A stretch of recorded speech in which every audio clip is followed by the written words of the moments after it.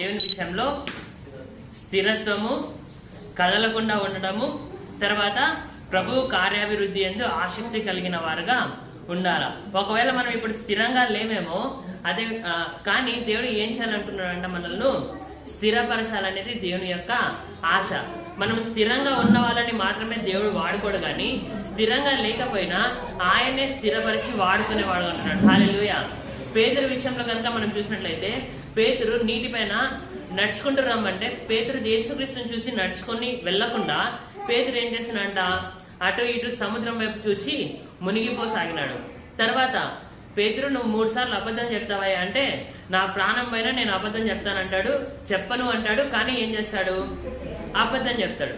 తర్వాత యేసుక్రీస్తు ఎప్పుడైతే సిలువకు వేయబడినాడో తర్వాత మరి ఏం చేస్తున్నాడంటే చేపలు పట్టడానికి వెళ్తున్నాడు. కానీ యేసుక్రీస్తు పేతురు విషయంలో దేవుడు ఏం వాగ్దానం చేసినాడు, నేను నిన్ను మనుషులను పట్టే జాలరిగా చేస్తానని దేవుడు వాగ్దానము చేసి ఉన్నాడు. కానీ పేతురు ఏం చేస్తున్నాడంట, 3 సార్లు ఏమైతున్నాడంట, కదులుతూనే ఉన్నాడు.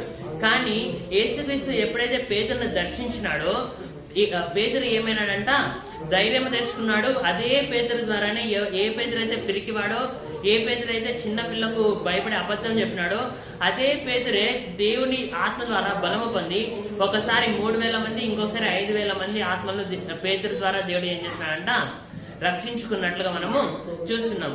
తర్వాత కదలకుండా ఉండడం అంటే ఏంటి, ఏ పరిస్థితి ఏదైనా సరే నేను దేవుని కోసమే నిలబడతానంటూ దానియేలు, షడ్రక్, మెషక్, అబేద్నెగో, అదే విధంగా యోసేపు, వారు షడ్రక్, మెషక్, అబేద్నెగో, దానియేలు, యోసేపు, వీరు 5 మంది ఎప్పుడైతే దేవుని కోసం నిలబడినారో అగ్నిగుండము వచ్చినా యేసుక్రీస్తు దేవుడు తోడుగా ఉన్నాడు వారికి. తర్వాత సింహపు బోనులోనికి వేసినా దేవుడు వారికి తోడుగా ఉండి విడిపించినాడు. తర్వాత యోసేపును చెరసాల్లోనికి వేసినా సరే దేవుడు తోడుగా ఉండి యోసేపుని ఏం చేసినాడంటే రాజుగా హెచ్చించినట్లుగా మనము చూస్తున్నాం. కాబట్టి మనం ఎన్నటికీ కూడా దేవుని యొక్క విషయంలో మనం కదలకుండా స్థిరంగా ఉండాలనేది దేవుని యొక్క ఆశ. తర్వాత చివరిగా దేని గురించి ధ్యానించుకున్నామంట, దేవుని యొక్క కార్యాభివృద్ధి నందు ఆసక్తి కలిగిన వారుగా ఉండాలని ధ్యానించుకున్నాం. సో దేవుని యొక్క కార్యాభివృద్ధి నందు ఆసక్తి కలిగిన వారిని గురించి అంటే మనము యెషయా ప్రవక్త గురించి మనం చూసుకున్నాం.